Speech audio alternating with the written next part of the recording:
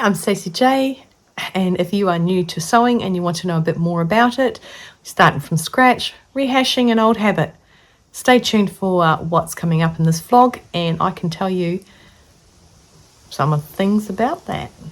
Hope you join me. Welcome to Stacey J Studio. Come and hang with me today. Subscribe, like, and share. Let me know you care. Coming with a heart if you can't find the words. Hi, I'm Stacey J, and this is my studio. Today I want to talk about how to get into your sewing or how to rehash your old sewing hobby. Whether you're just starting out with your own clothes or you're a more seasonal dressmaker looking to update your skills, there is a wealth of technologies, technicals, techniques even out there, and I'm hoping to bring some to you. I want to slowly go through certain things that may help you establish good sewing skills. Excuse my itchy eye. So first of all, let's start with listing some of the essential tools that we need when we are sewing. Like any hobby we have, we need to have the tools to do the job properly, and the right tools to do the job properly. So I'm going to go through. I've got my little table spread out here. I've got my back against the sun and I'm facing my studio, and I wanted to go through some of the tools. Now, first of all, I would just like to give you a brief background on me and where I come from and why I might know something about sewing. I was in the military in Australia. Now, this was actually in my first ever vlog a couple of years ago, well, a year and a bit ago. So if you watched that, I'm sorry, I'm going to just bore you with the details again. If you haven't seen it, then this is news to you. So I was in the military in Australia. I was in the Air Force, and I was based at Richmond, Sydney. And when I had a really good friend, her name was Deb, and she asked me if I wanted to go and learn how to sew stretch fabrics. Now, my mum is a seamstress, was by trade, and I'd always wanted to know how to sew. So I said to her, yes, let's do it. I bought myself a little baby Singer machine, which, looking back at it, oh my gosh, please don't make me ever sew on one of those again. But at the time, it was brilliant. It was all I needed. And I went and learnt to do the quick knit course, I believe it was. And that was a 6-week course, one night a week, and for 6 weeks. So I thoroughly enjoyed that. And then I found out later the next year that they did night courses in the TAFE. So I went to the TAFE at Penrith. And if you're a Leagues follower, Penny Leagues, anyway, the Penrith Panthers, just in case you're a sports fan. Anyway, so I used to go to the TAFE in Penrith, and for 4 years, 2 nights a week, I studied Women's Wear 1 and 2, basic sewing skills with pattern making, drafting, and etc., etc. So that is where I come from, my background. This is when I was younger than I am now. Back when you scroll and look for the year, yeah, I'm that person. Okay, so for a wee while I've been sewing. Then my sewing was just hobbyish, and I found a lot of faults and issues with clothing, just on me in general, whether I purchased it from the store or whether I made it. There was just issues. And about 11 years ago, I got a job working for the military in New Zealand. Lots of things that happened between then and now. I got a job in the military altering the uniforms, and that's when I discovered body types. I have a sit-down Sunday with Stacey J that actually goes through the types, and I will put that down. I'll put that link, that if I know how to, I'll put it here, okay? Apparently you can do things like that. But it was really, really good because it actually, so it actually taught me a lot about my own body and a lot about other people's bodies and how things can fit, why they don't fit. So I learnt a lot. I love to sew. Apparently Mr. Christopher, now like I said, if you're tuning in for the first time, Mr. Christopher is my partner. He is a plumber, and he says that sewing is not just my job. It is actually my life. It's my fibre of being, because when I'm not working on the weekend, I'm sewing for myself or sewing for somebody or sewing or in my room, or I live in this room. I love this room. This is the best room ever, and Mr. Christopher helped make it. Well, he made most of it, and Dad and I kind of helped with a touch of Queenie, and yeah, so we got this room, my studio. So that's where I'm sitting right now. So that's my background. I do have a little bit of knowledge on the subject, and I want to make sure that I can help people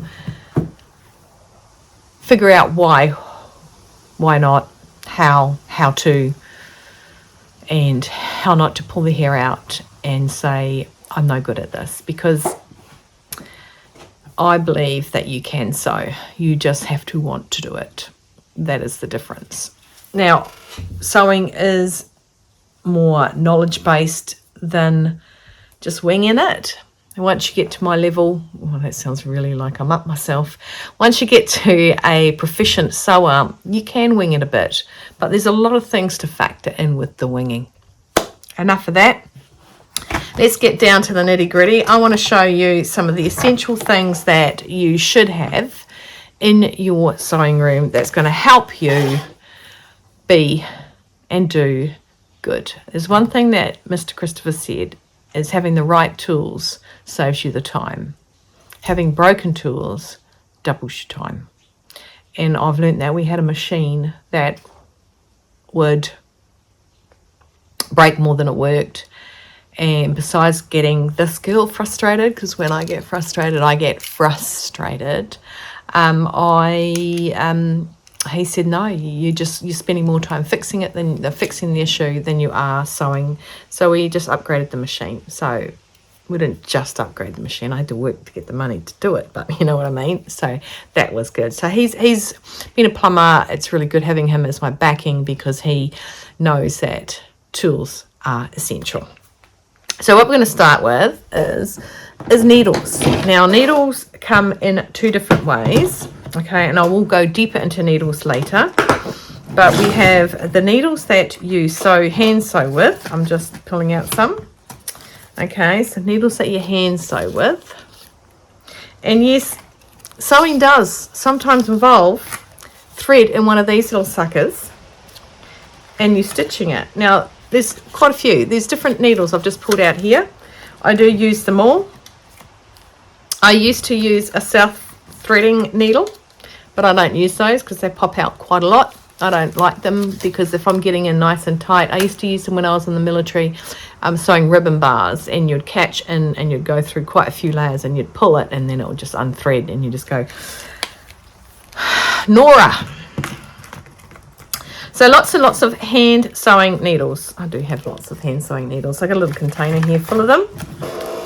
Okay, so I'm never without a hand sewing needle, and I have a nice little container, a little needle bag, a book that my friend Jackie up in Hamilton made me as well. So that actually travels with my little travel case that I have. So needles, now they are the hand sewing needles, and then you have machine needles. Okay, and again, like I said, we're going to go through them. And each needle has a different ability to do a different thing. Now, yes, they're singers, but they go into my standard machines. Yeah, now we've all got a little word on them, and they normally have a little color code on them too. But like I said, I'll be going deeper into those the next lesson about needles, because they are important. I find the right needle does the trick. Nothing like having the wrong needle and it rips your thread, or it shreds your threads, is what I was trying to say. That's actually a pretty cool thing, isn't it? Right, shreds your threads. So needles are an important thing. The next thing that's quite important is pins. Now I do have these little suckers have come out a lot as well, is our little clips that we have. And wonder clips, okay, they're a nice tight gripper, because you can't put, if something doesn't heal, you can't put a pin into it. It'll make a hole. And when I say heal, I'm talking vinyls, cow, anything like that, that actually once you pull the piercing out, a hole is left. So we use these. And they've got little balls under the top and bottom of them. And they grip your actual fabric. Okay, right. Sorry, just doing two things at once, answering my daughter at the same time. I actually won't answer it because I'm talking to you. So these are really good, wonder clips, okay, and of course pins. Now with the pins, you need to have a pin cushion. This is a fantastic one for my arm.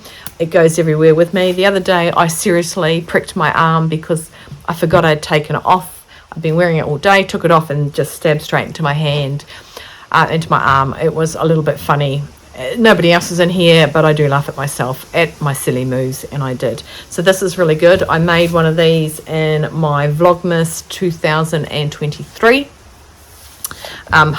Very handy. Karina from Karina Soms, which is Karina's Sewing Room, she made one as well. You made one? Yeah, you did make one. Yeah. So pins. Now, along with pins, I do believe that it's really, really good if you have a magnet. I'll let you ponder that, why you need a magnet. But yeah, trust me, you do. Back when I had my studio, sorry, excuse me, I got a really sore throat. Back when we had my studio downstairs, it was carpeted. And Mr. Christopher's feet would always find the pins that had dropped on the ground.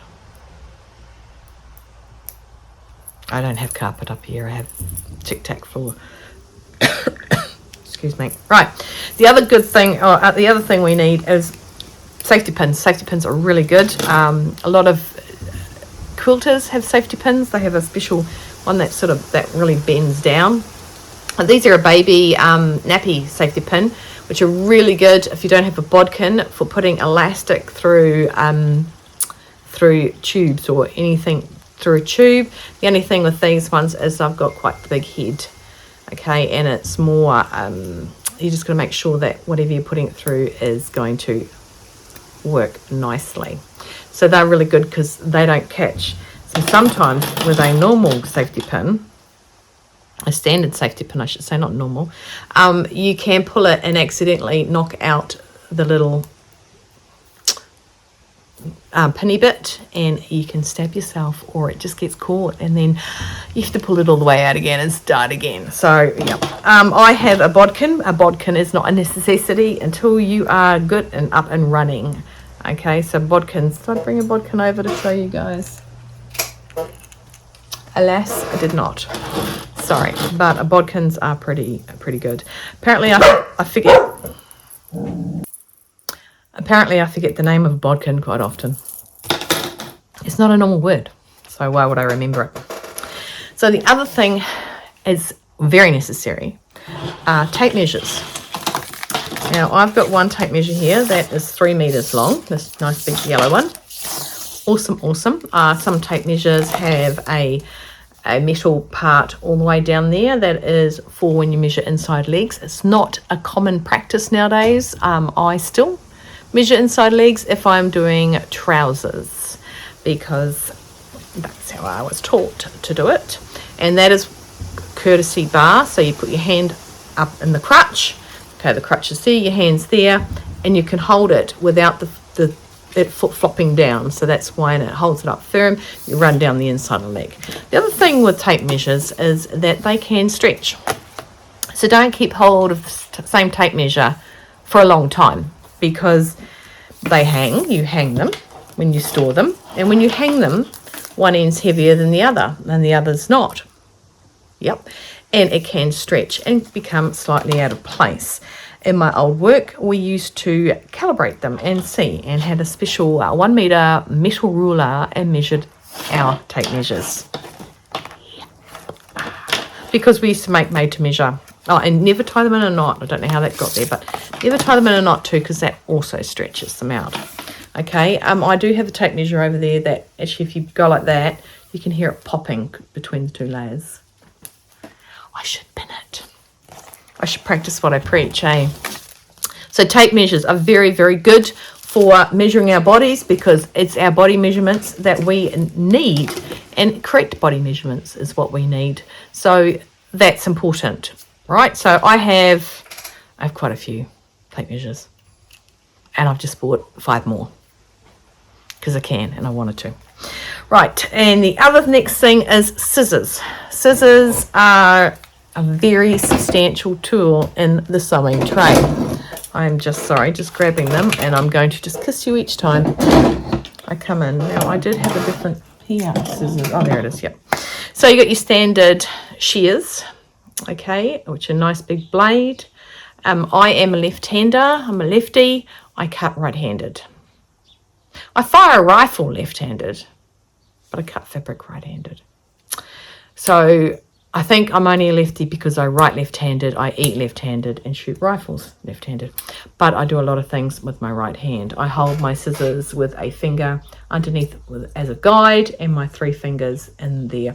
If I've got a smaller pair, these 2 fingers, and I hold it. These are duckbill scissors, okay, and they are very, very good for thinning out layers together. You hold it up. If you hold it up and you see the angle there, it's straight at the back and it rounds there. You'd hold that to the inside of the seam. It opens and pushes it out. It makes you not cut the seam. I mean, don't go lickety-split. Still take your time, but that's what it does to help. These are my main girls. Okay, these are my fiskers. I love a good fisker. These are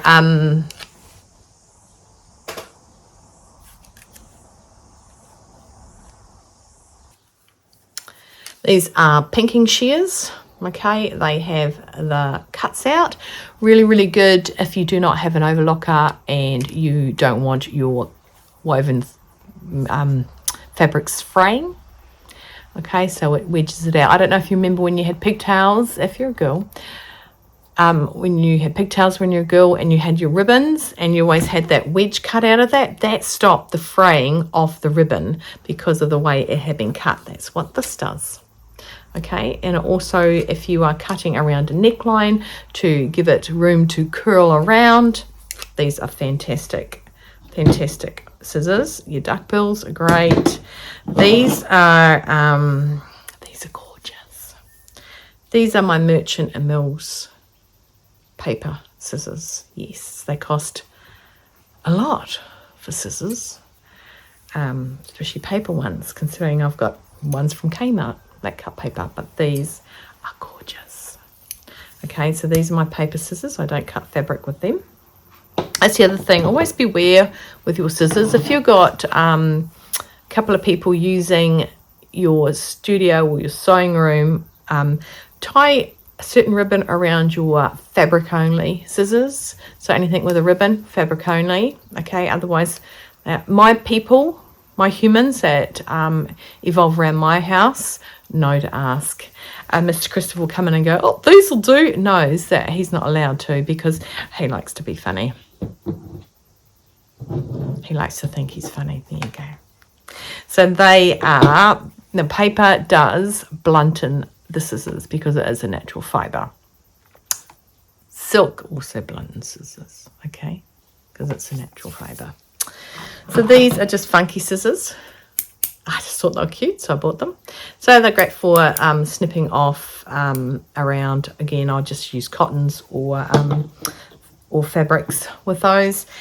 And a lot of people I've noticed nowadays have hand issues, okay, so with a carpal tunnel and things like that.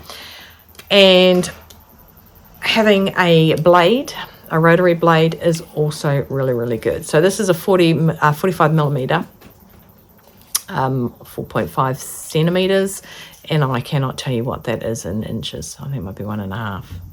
I don't know. Anyway, so, and always keep them sharp. Okay, this is a titanium one. Olaf, I'm not an ambassador for anything I'm doing here. I'm not an ambassador for. I'm not an ambassador for anyone. Okay, so Olaf is a fantastic brand. I love this brand. I love this brand, I guess, because I've got lots of them. I just know how to find them, easy to find. So rotary blades are really, really good as well. I like doing them if sometimes I really like it on interfacing. Use them facing, which is good. Right, so we've got our scissors down. Now rulers are another thing. You can't get past a ruler. Now I went to the $2 shop. Everything in there is not $2. It's just, you know, the cheaper shop.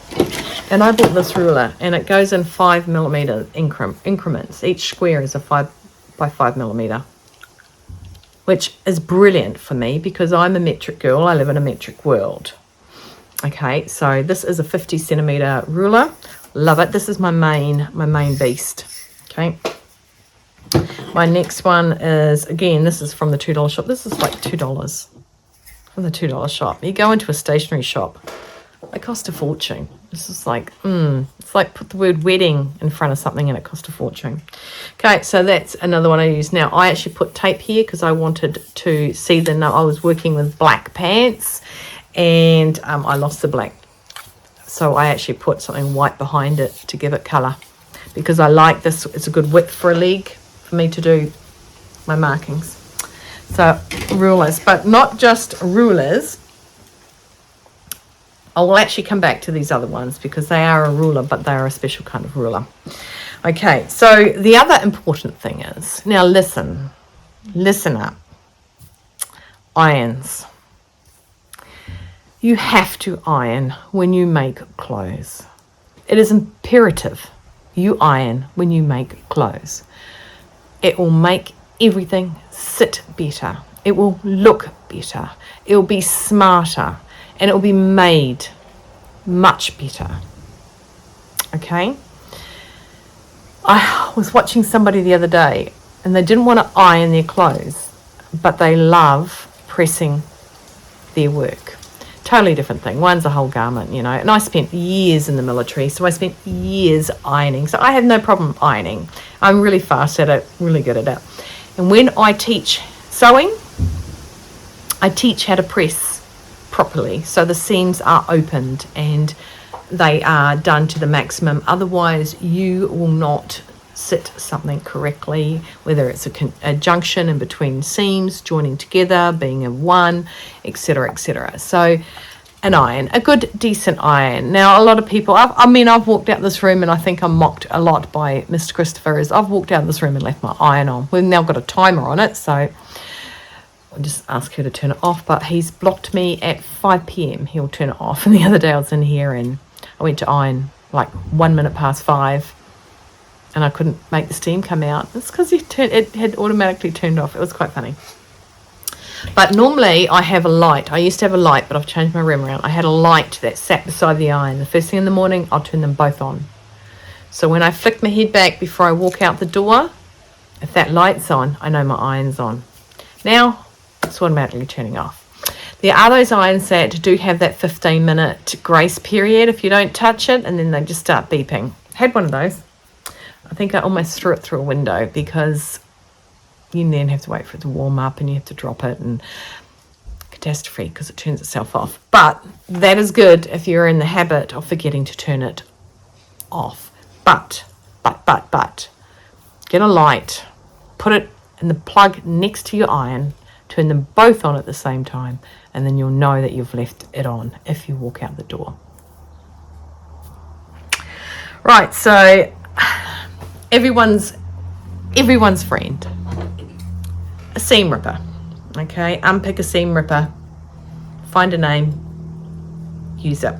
I like these ones. They are nice and big for my hands. I like to feel them. There are some like those little, I don't know if I got one in here. I just don't like them. I don't do fine jewellery either. Chunky jewellery, chunky unpicker. So these do blunten, okay? In here will blunten, and you know as soon as you get a new one, you'll know that the other one is fully blunt. So what I normally do, which I haven't done on this one, is I'll write the date that I pulled this out of my stash, and then I know whether or not it is going to be good or not. Okay, so yes, unpickers are great. Find your beast you like and use it. There are some people that use blades. I don't. I do not. I don't use blades. I use unpickers.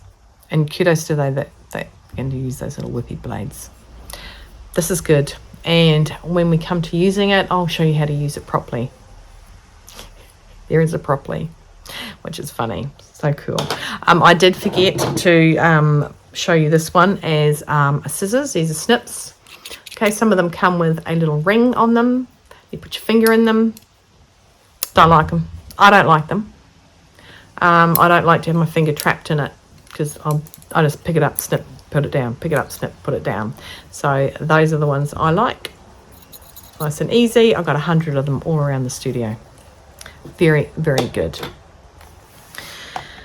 Okay, the other thing you need is a good work surface. Now, with my cutting table, my dad, he made my cutting table. It fits in 27 boxes that hold big 4 patterns. It was made purpose-built. It is a fantastic height for me. I wear heels every day. I have a bad back, and if I don't wear heels, my bad back tells me that I should have worn heels. So it's a fantastic height for me. Sometimes it's a little bit too short because I'm wearing really high heels, but not today. The other thing I do is the table upstairs. I've got a 10-man table in my dining room, and it is the beast for laying big fabrics out, like coat fabrics and things, and laying them out and cutting out on the table.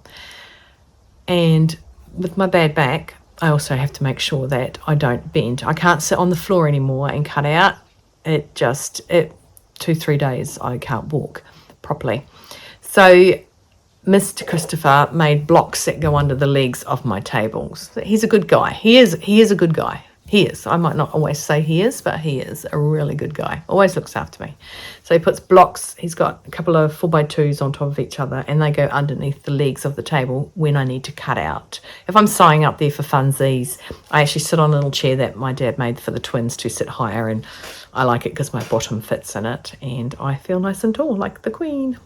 So always make sure that you have a work surface that you can use. Now I have white on mine because I'm a tracer, so I like to see the white and the lines of the dark lines coming up through. That's why I have white. When I was using the dining room table, because that's not white, and I was using that downstairs in the other room because at the time the dining room table wouldn't fit, I put white paper over the top, which was really good because I'd write notes when I was hemming people's pants. I'd put how much I needed to take off, etc., etc. So that was good, and I'd change it like once a month.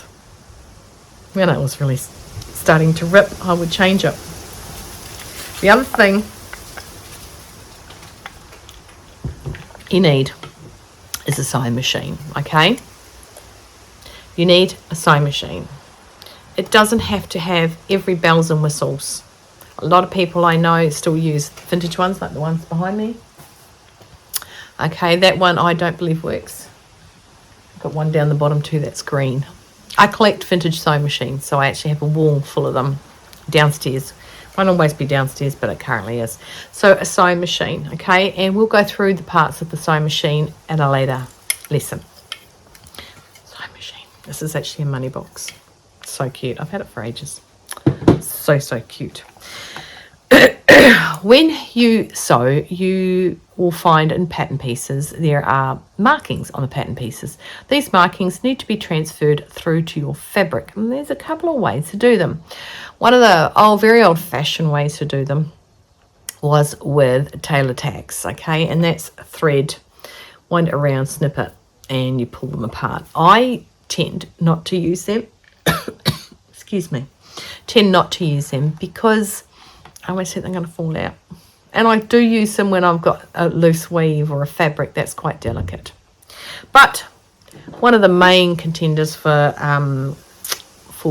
sewing are our chalks. These are little triangle chalks. Now, going for young players here, this is a tip for young players, sorry. Blue. You can't see white on white, but use white on white. Don't use blue on white because it can stain. Okay. When I was doing the navy uniform on the camp, I'd always use white on it. Didn't always use white on everything else, like I could use blue on black, but white on the white uniforms because I wasn't about to get told that I'd stained the uniform. I think I didn't join the navy because of the white uniform. What a hassle trying to keep that thing clean. It's bad enough trying to keep my daughter's whites clean. So chalks is a great way. I have these are heat resistant pens, okay, so they go under the iron. Again, black doesn't always come out of white. I've got a white one here too. White ones are the worst. They're the ones that don't work the most, but they're really good. And if it is white, so I've just done a wedding dress. I didn't use white, obviously, and I didn't use black because that would just not work. So I did a lot of little monkeying around to get it. And this one here goes off in the wash. So this is a water. Here we go. Water erasable. Please perform a test primarily using the same material. Okay. Sometimes the black comes out of stuff. It doesn't come out of satin. Don't ask me how I know. Don't ask me. Right, so with the chalks, these are easily brushed away. Okay, nice there. Sometimes they get really thick. So when they get thick, and I don't have a pair of scissors here, I sometimes get my snips and run them through the snips until I get a nice little sharper tip there. Okay, sometimes they come in, I've got chalk all over me now. Sometimes they come in a little container and the container's got a little V on the lid and you run it through that and that again sharpens it. I've used all sorts of things to sharpen these, Stanley knives, anything, just to give it a fresh start because it wants to really be quite a fine and sharp tip there. So the blue on blue, and look at that, just brushes off. Just brushes off. Yeah. Right, what's something else we have? We have over here in the corner, we have what they're known as fashion rulers. What they actually are is a ruler that goes into some of the shapes that our pattern pieces, well, I do believe they were chasing the leaves. They go into the shape of the armhole, the neckline, the crotch, the hip. So this is a hip ruler. Okay, so down there it's like a hip ruler that way. Okay, and it follows around more the shape of what a hip does. Okay, that's not me, mine's more that way. I go in. Yep. This one's great. It does armholes, but it also is a base pocket. See there? It's a pocket, which is really, really cool. It also has lines up of buttonholes. It does other buttonhole measurements. Okay, so this is quite a nitty wee thing. I don't use it much. I should now that I've really, because I make my own pockets, because I think pockets should be in everything. And this is actually French curves. So this is my one I use the most. I use it a lot. There's also little holes in there in case I want to do a circle. This goes in around armholes. It also goes in necklines. And as I trace my patterns, I need the curves to go around. So I'm not freehanding it because that's naughty. So there are a lot of other ones. I have some up there. I've got right angle ones. I've got all sorts of the proper sleeve one. Actually, I don't have the proper sleeve one on me, but it's up there on my wall of stuff. I've got a 1 meter metal ruler. They all help. And I've got some quilting squares, 2 8x8s, the next size up, whatever the next size up is at. So they're very, very handy for going around your curves, tracing your curves, truing up your pattern if you have to lengthen or shorten it. Helps curve a neckline rather than having a straight neckline, all those sorts of things. So when you get to them, you've got you find some, you pick some up. Mum bought some the other day from Pete's Emporium. I can't remember. I think she said they were $3 each. I actually thought I'd given her one earlier, but she might have two now. Don't worry, I have two as well. Right, so that is one of our drafting tools. It's something we use when we are drafting a pattern or tracing a pattern. Another item you need is pattern paper. Now, pattern paper is like it's like a gridded paper. I don't have any. I don't use it. I just use blank paper. So what I would say is have blank paper online.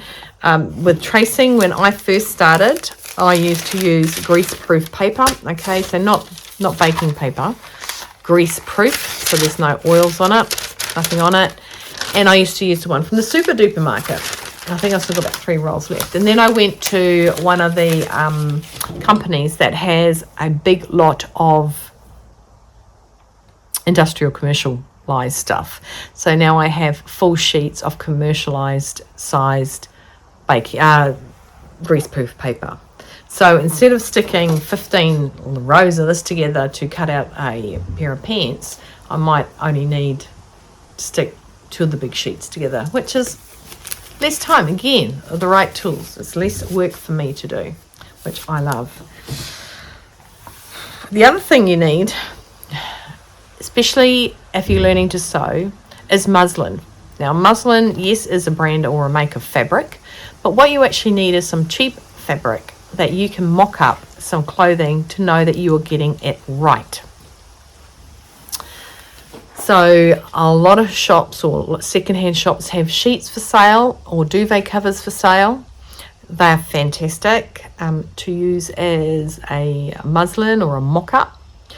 But you normally really want to make it in something similar to what you have to make it in or what you're going to make it in. So it's no good using a woven fabric to mock up a t-shirt pattern, because that ain't going to get over your head. So go to your secondhand shops, go and see what's out there, and use that fabric as your muslin fabric, your mock-up fabrics, because that will help you perfect patterns. Otherwise, you'll do what I did when I first started and just cry and put it in a box and walk away. Then find another pattern and go, well, this will work. Put it in a box and walk away. So, yes. And I don't always muslin. If I know something will work through knowing, through my knowledge. You know, if it's not fitted, then I'm not going to freak out too much about it. Another thing which is really, really cool to have is your very own, well, this is my Queenie. It's got actually more dog hair. Sorry, Queenie, it's got dog hair on it. So this is my wee girl, my Queenie, okay? And it's good to have something to hang on when you're sewing. Okay, this goes up to a decent amount of size. It's expandable. It's got little bits in between it, around it. Okay, so they're good to have. Not essential right now, but they are good to have. Okay, they're a nicety. They're little extras that you can have. A measuring gauge, another little extra. I did bring up. I got a couple of measuring gauges here with me. This one's good. A lot of quilters should know this. And the only thing with this for me is it's in inches. Okay, so I just measure what I want and then on my ruler, and then I've got it sitting there. So top to top, you know what that gauge, that measurement, that's actually 1 inch. So you know, you push it and you can move it up. This one's a bit loose. Probably why I don't use it that much. Okay, so that's a pretty good measuring tool because I like it because it's got the big flat, and if you're doing a hem, you go yep, and move that along. Not this one. I don't like this one. Must look into that one. Another measuring one is this one. Okay, so you got 1 centimeter, 1.5, so that's there. You got 3 centimeters there. You got 2 centimeters there. You got 4 centimeters there. You got 6 centimeters there. and like I said, 1 I centimetre can't there. help you with that. Sure, you can't help me with that. So that's a pretty good one. Okay, you can slip it up in between the fabric and that will help mark it up. So it's really cool. Right, now what else have I got around here? Another really good thing, and now because PDF patterns are just out there big time, and these are the essential things I use. Feeling for it. Essential things I use when I have a PDF. Now, if I print it out in A4, which I've got someone that does prints off AOs, so I'm quite happy, but not everyone does patterns in AOs. Some free patterns you get out there are definitely in A4 only. But yes, so sellotape. Now this sellotape's your standard sellotape, can't write on it unless you've got a Vivid or an Eco pen or one that just won't wipe off. That sort of pen. Don't know what everyone calls them. This one is magic tape. And magic tape you can write all over, in pencil and anything, so it's really good. I use that, and you can also move it. I use that on a pattern when I'm doing something like a full bust adjustment, and I can use that to write on and add stuff to, which is really good. And if I don't line it up, I can lift up this because it doesn't stick that well, that great, and I can write on it. So that's a good thing. Another thing with AOs now, A4, I don't cut my A4, I fold glue, so I use glue. Standard, everyday glue stick. That's what I use. Now, when I said I do ironing, I have these little suckers. Tailors Hams, okay? This is not a Tailors Ham, this is a tailor sleeve, so you can put this inside a long seam and press open the seam. This is great for curves around collars and under sleeve and armscles. I've got the sellotape stuck to me now. Doesn't stick, at least it sticks to you, Stacey. So there's the Tailors Ham. There you go. Fantastic for the ironing. I do also have a clapper. Okay. A clapper is basically a piece of wood, and it helps you get creases, firm creases in fabric. But I'll teach you how to use that later, because I won't make you do what I did when I first started using it. My father made me that one, and I got it with point turners as well, which was really, really cool. He made that for me. So the only other thing we've got is a tank iron, which I've got a tank iron. It's actually a gravity fed iron, which is brilliant. So I've got just a ton of water. I don't have to worry about it, except for turning it off. And the other thing is a serger, or what we call in this side of the world an overlocker, okay, which cuts your fabric and it helps you from fraying. So, or a lot of stretch knit fabrics are just sewn up on the serger, and you just use a safety thread. Right, another little thing I do like, and this is something I grabbed as soon as I started working on camp, is thimbles. Metal, plastic. This one is awesome because I had long nails. I've been doing the long nail thing, and my nail sat nicely in this one because it's a silicone base here, and it's got the nice, oh, you can't hear it, the nice little hard plastic there. Very, very handy. Now, some people say you're wearing it wrong. It's not meant to be on your thumb. It's not meant to be on your middle finger. It's not meant to be. Where you wear your thimble and how you do it, it's up to you. Okay, so don't let anyone tell you you got it on the wrong finger, because sometimes maybe that's the finger that helps you pull through your needle. Just don't use your teeth. Okay, so that's a lot of stuff. I've given you a good 42 plus minutes of stuff. There is a lot more to go on this. I will say the other thing we do have, and we'll talk about at a later date, is patterns, whether they are indie patterns, like these three here, or big four patterns, which is your Vogue, your Simplicity, your McCall's, your New Look, your Burda, because there's about 5 now, so it's actually the big 5. So just things like that. See, like I said, I trace my patterns out. So, Berta McCall's, yeah. So those are some of the other things. So that's what we're talking about here. I've got a nice little mess on my table. So hopefully that helped you.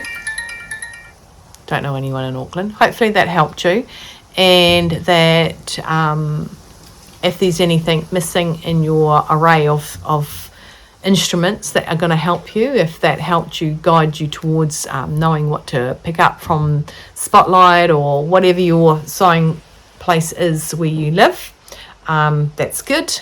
Any questions you've got on anything, please don't hesitate to contact me and ask me. I will be going over scissors in bigger detail. I will be going over needles in bigger detail, both needles that go in your sewing machine and needles that you hand stitch with. Because sometimes if you use the wrong needle, you do the wrong work. Okay, so I hope you had fun. I hope you listened. Hope you watched it. If you are quite keen to follow on and see what else I've got to say about sewing and getting into the groove or learning the groove, don't forget to hit the subscribe button and the notification bell so that you know when I do pop a new one out. And I'll go before these dogs bark much more. So please stay well, stay warm, stay dry, keep cool, keep on sewing, hydrate. I'm at 3 p.m. and it's 5, so I'm only a couple of mouthfuls out. Have no regrets. Don't regret sewing. Sewing is a beautiful thing to do, and it makes you quite the individual. Do I have any family members in my immediate, like my birthness? No. Do I sew for them? Yeah. If anyone saw the white shirt I made for my daughter, the buttons are all sewn on. The blood was washed out. She was wearing it to uni today and dropped avocado on it before she left home, her father's, and popped on one of her father's t-shirts. So I sure heck hope she can get that avocado out of that white shirt. Maybe I regret making her a white one. Anyway. Take care, everybody, and I will see you for another one of these. Take care. Bye. Subscribe, like, and share, just to let me know that you care.